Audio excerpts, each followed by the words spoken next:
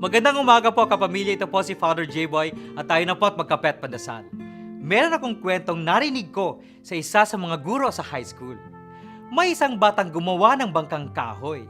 Sa labis ng pagkagusto sa bangka, inukit niya ang kanyang pangalan sa ilalim nito.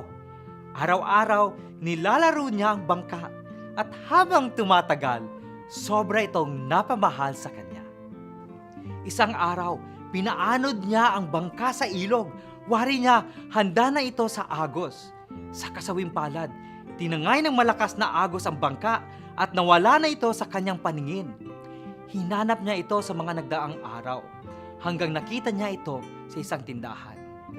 Ngunit hindi niya ito makuha dahil mahal na ang presyo ng kanyang nilikhang bangka. Wari niya sa sarili, mag-iipon siya ng pera hanggat matubos niya ang bangka. Kaya inipon niya ang kanyang pambaon sa eskwela hanggat natubos niya ang bangkang siya rin ang lumikha.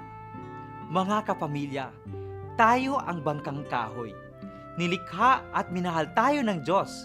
Nakaukit sa ating palad ang kanya ring pangalan. Ngunit nawala din tayo. At upang tayo iligtas, ibinuwis niya ang kanyang buong buhay.